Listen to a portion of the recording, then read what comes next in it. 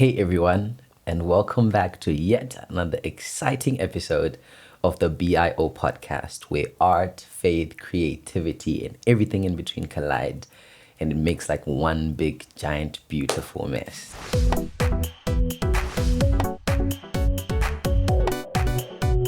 Today, I am joined in the studio with a very amazing and very creative, like when I say creativity is defined by Wayne.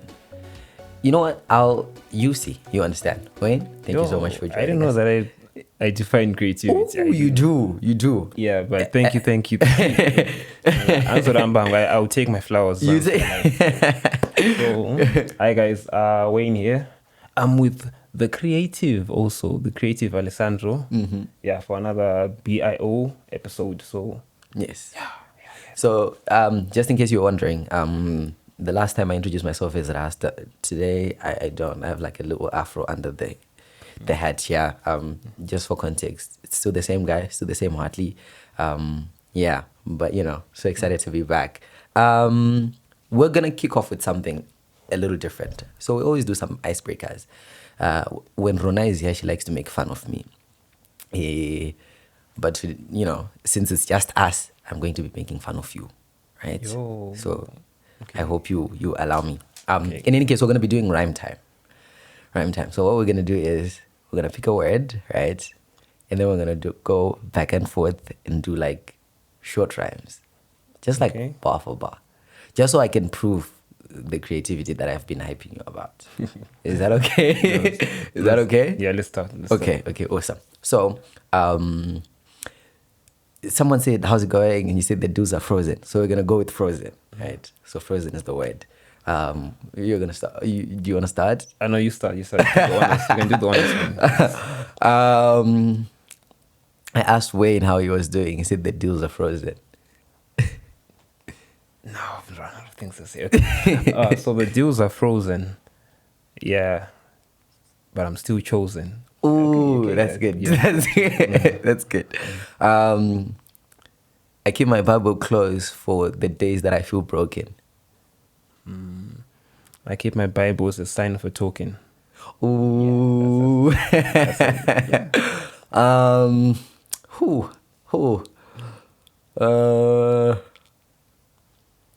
All right. When I'm in the studio, I feel alive. I feel like I'm walking. I don't even know if that's a word, but I'm just gonna throw it in there. Walking. Yeah, when the studio we're talking. Okay.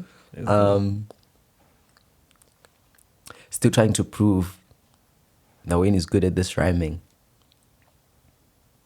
I should go to France because I'm miming. I don't know if that makes sense. You know what? I think they'll take it. They'll take it. So yeah, thank you so much for entertaining my rant. I can't do this with Rhoda because Rhoda will just bully me and then, we can't do it anymore. But yeah. So, like we were talking before, today I wanted to get into a little bit more about, the labels that artists have. Like, oh, this one is a Christian poet, this one is not, that kind of thing. And I identify as a Christian creative. In general, I feel like I'm a Christian and I'm also a creative. Yeah. So I feel like, at certain points, people can, say, no, Christian creative. I don't know, is that the same for you and the sorts? For me, I identify as a person, first of all. I identify as a human being. But yeah, I've had the same challenges. But you don't really know where you are in this whole thing. Okay. Are you a Christian? Are you just an artist? Are you a poet, Christian poet? So I think it's a complex thing, and it limits you in a sort of way because you're always in a box. Right. So whenever you go to Christian events, you're not really Christian enough. All right. Whenever you go to secular events, you're not secular enough. Okay. So okay. There's sort of like an in between. Offset, we're gonna be talking about why you're going to secular events in the first place. But offset. But yeah, I think I get you. And I think that's like bulk of what we're gonna be talking about today, because the whole label in general, like Wayne is a Christian poet. So what about the day that you feel like writing something that doesn't exactly have Jesus or God or Ephesians or Proverbs in there? Or what then happens? So how then do you like navigate that kind of like identity gap? Yo, that day people will stone you alive. They'll call you a heathen and all sorts of things. So I think the first thing is that you should be a Christian before you're a Christian poet. Okay. You understand? It gives you that sort of identity that even if you don't perform something that's related to Christianity, you still, in your heart, you still feel that you're a part of the whole thing. But people really don't understand that thing. People They don't. Because people always want you to act in a certain way. If you make poems about the Bible, you should do that until you die, until the day you're in the grave. So, and it limits you in a sort of way, because one day maybe you fall in love. You want to make a poem about love, about the girl that you met. I actually have this poem called, I don't know, Ndakamona Pamsika. I think I performed it. Yeah, I remember. Is that the one that you did at some? Yeah, something it's the same one I did, okay. but it wasn't really. Yeah. So if I do that, people will be like, "Oh, Jamanok just say." It's sort of almost like I've destroyed the whole identity that's associated with me. So I think sometimes you should be able to break the boundaries a bit so that you express yourself. Because as much as you're a Christian guy, you're not. Christianity is not all that is within you. You have things, desires, not a farobora, and it's not a crime. Even you can like certain things and still remain a Christian, but people don't really understand that, and people think you should be like this. No fun, just 3 times a day and crosses and all that. So I think we need to change the whole narrative. Right. I think it's very important to then kind of like break down I think the label is the main problem. I think the label becomes the main issue. I think when you're an artist, right, and you are a Christian, I think you're just an artist. But then because you're rooted in Christ, whatever it is that you're going to be doing out there is going to be his reflection in some way. Even if it's romantic love, I mean, you're going to be quoting "He who finds a wife finds a good thing," which is still like part of like Christ's plan for you, even as an artist. So even if you're going to be talking about maybe your love for football or whatever, I mean, it's still all part of like God's creative design to allow you to have some fun at the end of the day. So I think that little label to say I don't know, or maybe it should be I'm a Christian and then I'm an artist instead of I'm a Christian artist. Yeah, right. Because I feel like it defeats the whole purpose. Because what then of days that you're feeling kind of you don't feel different. The whole thing, yeah. Exactly. And I think that's the main issue. So I mean, curious, obviously, I've had instances where I've had to change certain lines in certain poems because of certain crowds. Yeah, like I need to know, but I'm not the only one. You're not the only one. I've changed a lot of lines. I've changed a lot of things. So I think actually the reason why I've changed those things is not really the people, but I would say it's me personally. The whole Christian part. There's a certain feeling that you get, no, this is not going to go well. Okay. This part, maybe, I don't know, maybe it's the Holy Spirit of God and so okay. I've changed a lot of things. The PG-18, but yeah. And I think that kind of honesty is very important because there are days when genuinely you write something that you think to yourself, yeah, you're not really sure. Questionable. But, I think it's important to note that it's part of the journey, it's part of the process. To know that even if, I think it then comes down to like choice to say, what are the things that you then allow yourself to perform or allow yourself to release, put out there. What kind of message do you want to be sending out? Even if, sometimes you write. Yeah. Or what about in instances like where you feel like, no, I feel like this is too churchy for the people that I want to perform for?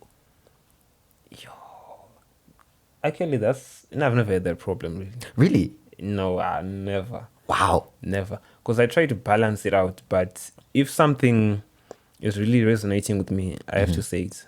Okay. Even if it sounds too biblical or too judgmental, Okay. just write it out. Because that's the Christian part. And there's a verse in the Bible that says, "Go ye therefore, and make disciples of all nations." Now, I cannot go into the street and preach, but if I'm making a poem, that's me going therefore. So I don't have to leave out any part or anything that I'm feeling. This is important. Yeah. And also another thing that I wanted to talk about was the humanity aspect of being a Christian artist. Yeah, most people don't really understand, because at the end of the day, you're still human. And at the end of the day, you can still make errors, you can still make... So that should also be visible within your art, to the human aspect. And even if ukabaiza, it's okay. You can still write about the times that you failed. You can still write about the times that you made mistakes, and it should be seen, because you're human at the end of the day, and your artist, you should be seen in what you say, in what you do, in what you write. And but because as Christians are judgmental. That's it's quite unfortunate. It's quite unfortunate. They'll throw cases. They'll send fire from heaven. They'll send fire from heaven. I feel like it comes from a place of I don't know. I feel like when people feel like they're trying so hard to be perfect, I feel like they want everyone else to do the same. Yeah, but we're not perfect. That's the thing. We're humans. Yeah. And as much as we're Christians, we're humans at the end of the day. So I think they should give us some slack. They should go easy on us, because we're humans at the end of the day. But don't you think that kind of thing, don't you think there's a kind of risk that you become lukewarm in the process? Like a lukewarm Christian artist? Complacent. Yes. Yeah, I think, that's the problem. It's a paradox, isn't it? It's a paradox. But I think you should balance it out. Sometimes go easy on the person, because we go through a lot. That's so true. Heartbreaks. Heartbreaks, economy. Imagine the situation in Zimbabwe. You're constantly, your life is constantly at risk. And so you cannot be perfect 100% of the time. You cannot be on fire 100% of the time, saying, Jesus. Panel sometimes you just feel low. And that's so true. You just want to perform something. Like for me, I like to do things that are a bit comedic, things that are funny, things that people like. Yeah. And it comes from a place of things are hard. So the easiest way for me to reach out to people as a Christian artist is to make them laugh. Before you tell them about Jesus or Jesus loves you, they're depressed. So the first thing is for me to make someone laugh. Then there's opinions Jesus Pambera, somehow. So it's a strategy. It's not just with all the time you should be fire. You are going to hell and whatnot. People are different. You have your own approach to things. Yeah. Your own way that you do certain things, the own way that you speak. And you can be a Christian artist who speaks about love. That's so true. Yeah. That's me, man. Yeah. So speak about love. It's okay. Yeah. You have to feel that it's okay for you to say it.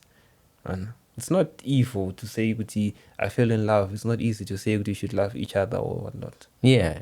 I feel like that's also like a very crucial component, because then obviously, like within any like artist industry, there's always that little divide from the people who are like, no, we're ministering through the art, and then the kind of the Waynes and Alessandros who are like, no, there's also more to life than just, going to church and, this and that, which is not to say it's not important. It's very crucial. It's very vital, especially in the world that we're living right now. You need to, to hold on to the word and this and that, right? But then also important to note that life happens 6 days out of 7, right?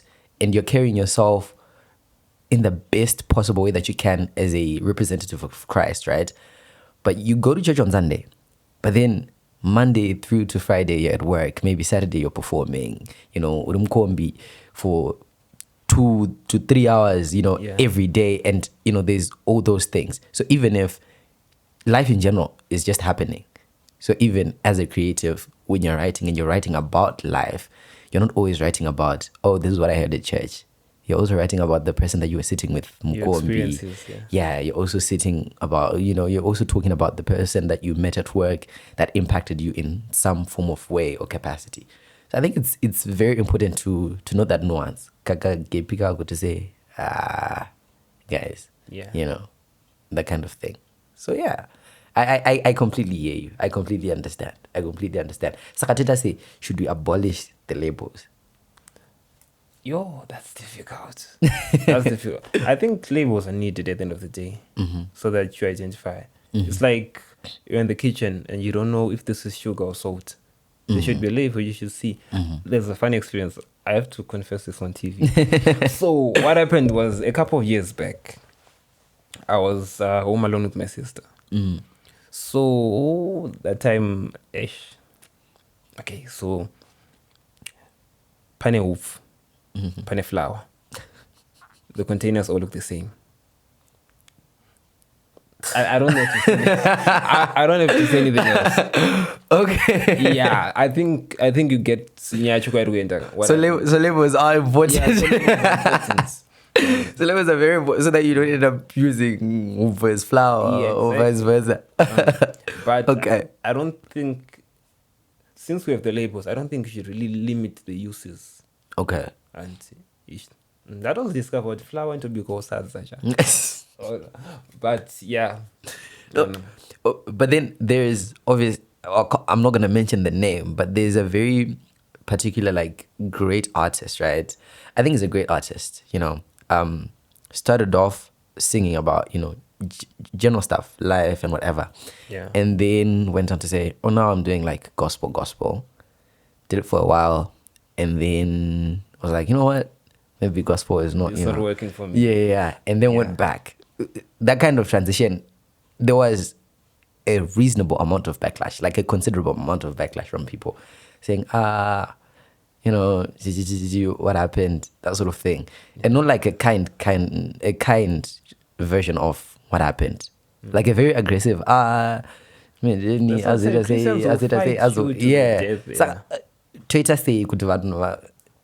because when that happens to you, I might understand, right? Yeah. But then I might see you once or twice a month, right?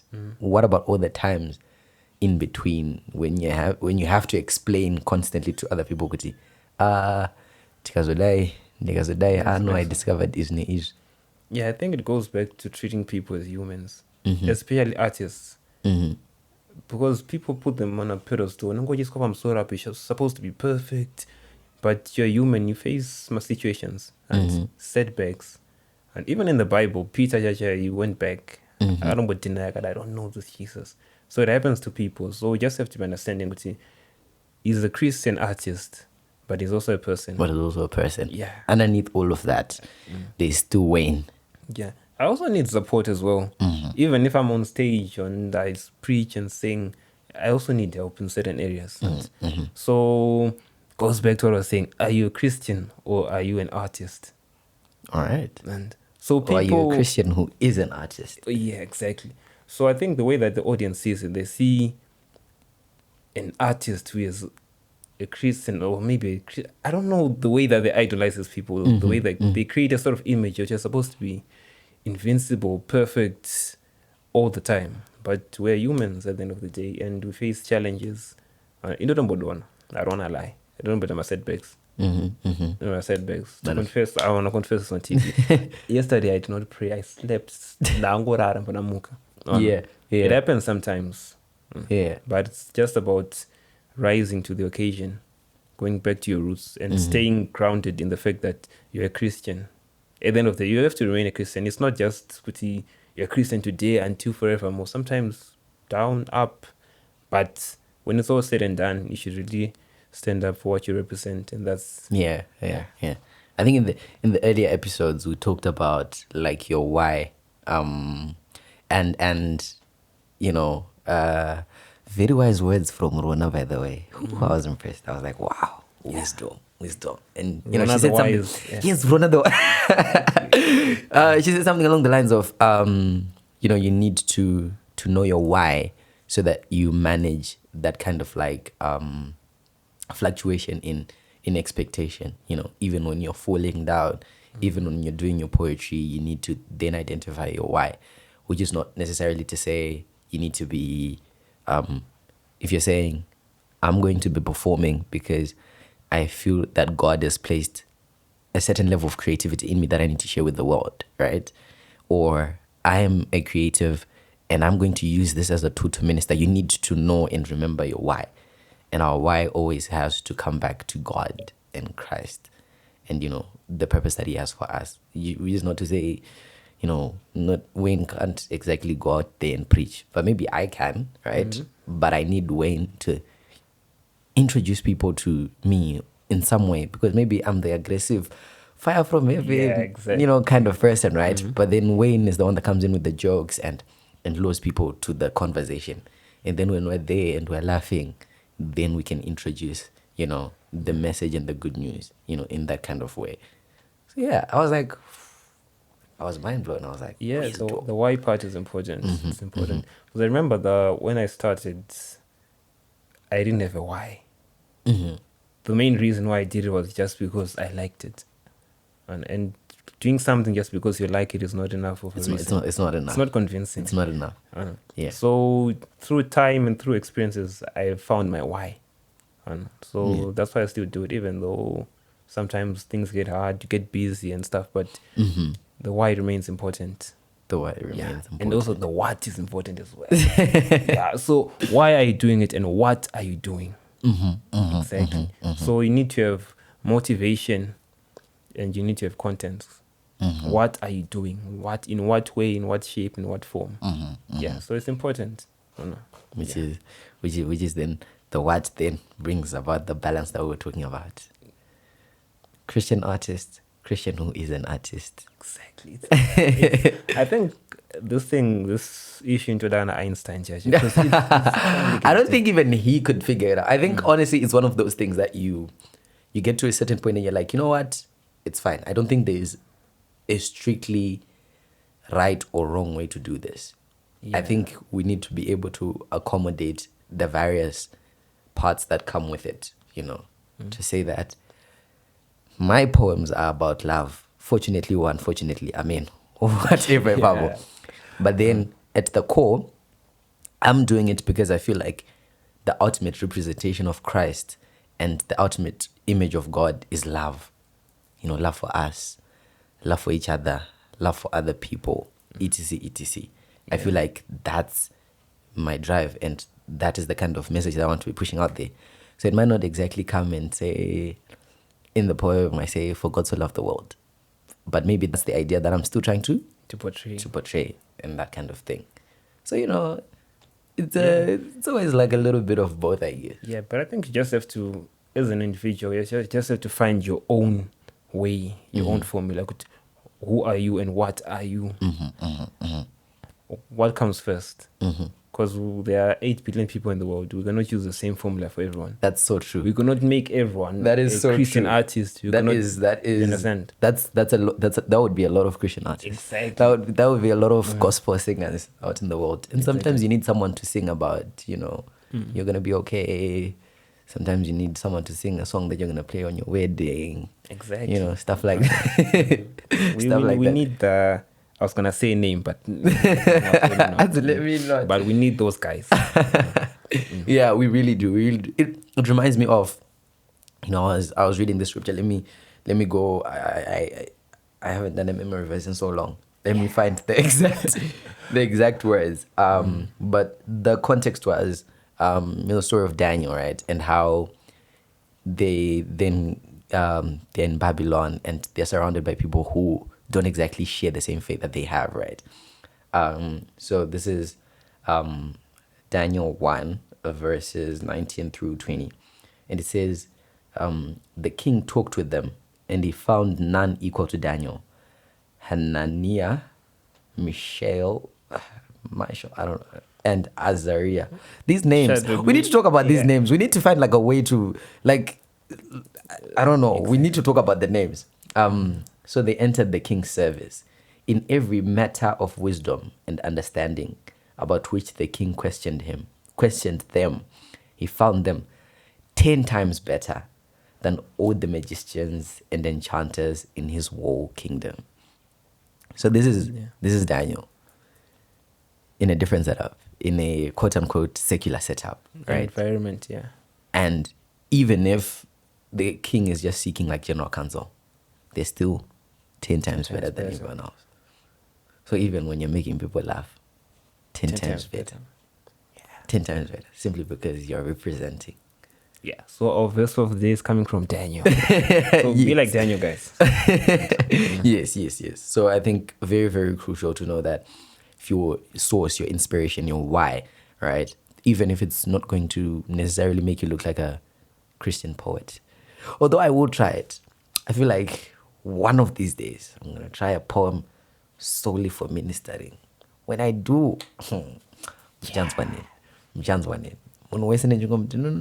But you have to come through. This is a promise. This is gonna be posted on YouTube forever. No, there are no jokes. So he's gonna make a Christian piece, purely Christian. Right. 100%. Yeah. Right. But then, art has no timeline. Like, it has no fixed timeline. Yeah, but before you die, you have to make this is a promise. Sakatiripo. Yeah. So yeah, I think, so at the end of it all, closing, what's like your advice for people dipping in between the lines, like people going back and forth, like trying to find? Okay. So the first thing is, before you are anything on this earth, you are a human being created by God in the image of God. Mm-hmm. So there's a verse that I like is commit your works unto the Lord. Mm-hmm. Mm-hmm. Then there's another one that says seek ye first the kingdom, and everything else shall be added unto you.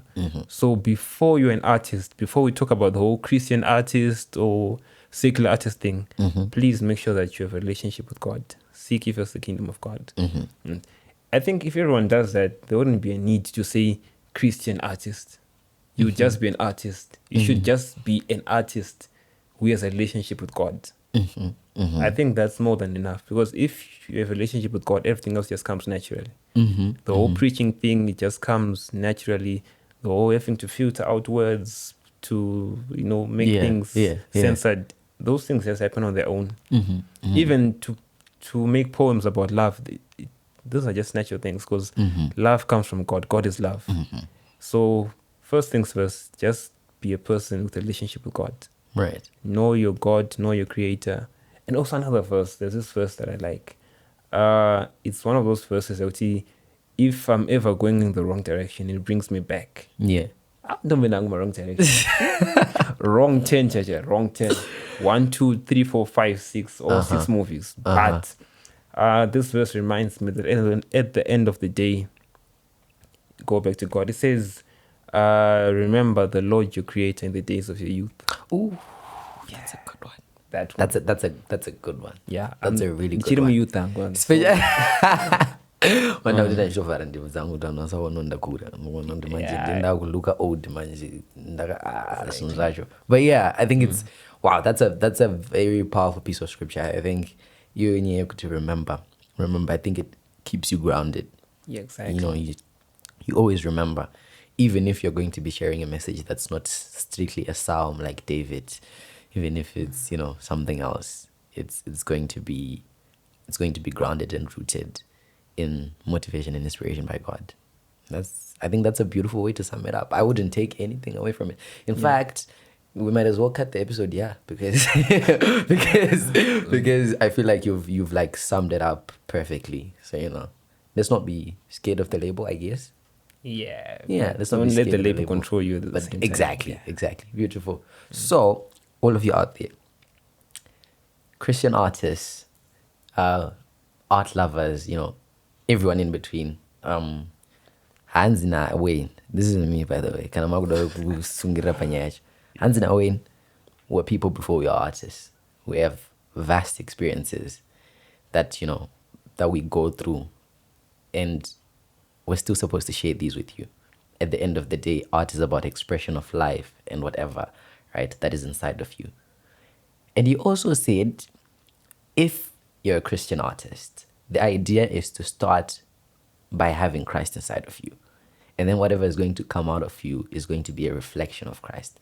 Even if it's not necessarily a gospel song, even if it's not necessarily a psalm or a poem that says Jesus, Yahweh, God, etc., etc., it's still going to be a reflection of God and his love for us in general, and, you know, what he plans and what he, you know, intends for us while we're on this earth. So I think, you know, amazing words, wisdom from Wayne. But also, if you don't agree, you know who to beat. We are up. But I'm sure and I hope that you guys will agree. So it's been amazing, Wayne. Thank you so much for indulging me in this amazing discussion. Thank you for having me. Yeah. Thank you so much for joining us. Feel free to put in comments. Tell us, you know, what you think about the whole thing.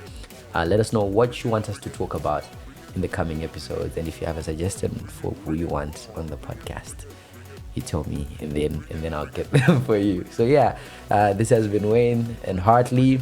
Till next time. This is the BIO podcast, where we bring it like it's never been brought before. Cheers.